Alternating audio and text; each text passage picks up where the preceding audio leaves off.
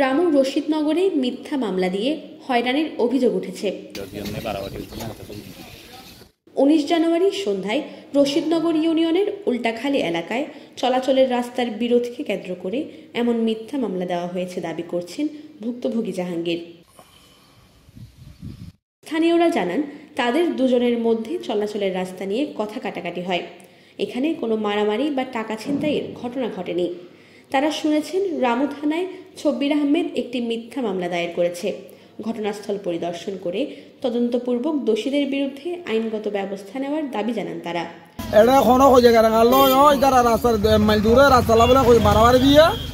রাস্তার বিবার আইয়ের তারা ইয়াত বারাবার দিয়ে জাঙ্গিল লই ছব্বির আহমদ লই মাঠে 812 দূরে কিছু নহল হতান্তন উঠে টিয়া বিচার জাহাঙ্গীর ও ছব্বির আহমদ।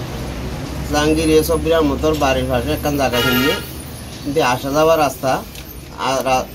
রাস্তা লইয়ে ছব্বির জাহাঙ্গীরের মানা বুঝছি তো ইয়ান লই দোয়ান বাড়াবাড়ি ওই যদি কি হল নইতে জায়গাতে কি হল নজাইতে আমি এরকম বাড়াবাড়ি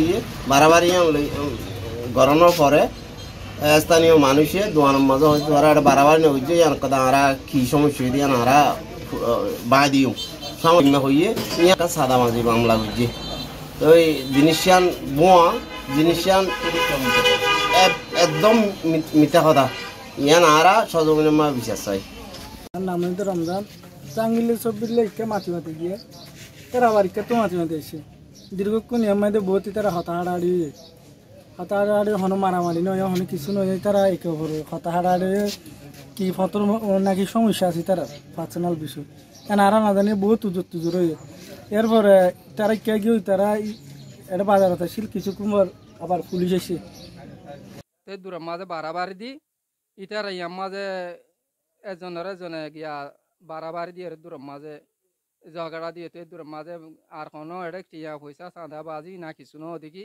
এদিকে স্থানীয়দের দেওয়া তথ্য মতে জানা যায় 2017 সালে জায়গা জমির বিরোধকে কেন্দ্র করে নিজের আপন ভাই রমিজ উদ্দিনকে কুপিয়ে হত্যা করে ছব্বির আহমেদ। এই মামলায় ছব্বির আহমেদ 5 নং আসামি। তার বিরুদ্ধে রয়েছে হত্যাসহ একাধিক মামলা।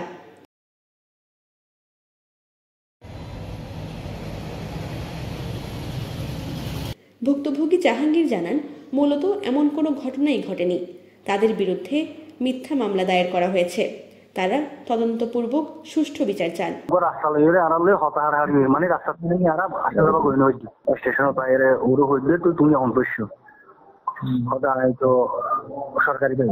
সরকারি ভাই যদি তোমার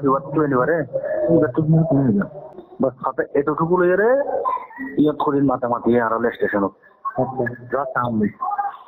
মাতামাতি আনার পরে ওই ত্রিপল লাইন নাকি কল করে পুলিশে নিয়ে তো পুলিশের স্টেটমেন্ট দিয়ে দেখি এরপর বিবরণ মানে 2 লাখ টিয়া তুলে ফেলে এটা তখন টিয়ার বিষয় নেই এবং জনসম্মুখীনে কথা নিয়ে নিজের বাইরে নিজেই জড়াই দিয়ে কুফাইয়ের হত্যা করছে এবং এটার কুখ্যাত খুন হিসেবে এলাকার পরিচিত তাহলে ভালো মানুষটা মাতি সহজ।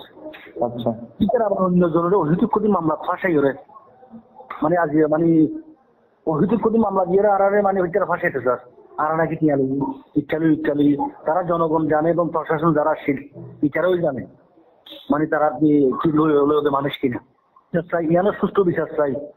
এই বিষয়ে ছব্বির আহমেদ বলেন, বাসায় 2 লক্ষ টাকা নিয়ে যাওয়ার সময় ছিনিয়ে নেন। সাদাবাজি করি সন্ত্রাসী করি এটাই তো সেইটা নাও সেইটা বাদ দিয়ে এটা নাও আরে ডাকাতি বুঝছে দে আমি পকেটে রাখছিলাম ওই একটি বাড়িতে আরেক বাড়ির দেখছি আর তো 2 লাখ টিয়া লেগে গেলে। ঘটনাটির পর থেকে ওই এলাকায় থমথমে পরিস্থিতি বিরাজ করছে। বিশৃঙ্খলা সৃষ্টি হওয়ার আশঙ্কায় স্থানীয়রাও চেয়েছেন সুষ্ঠু বিচার। Desk report, TTN।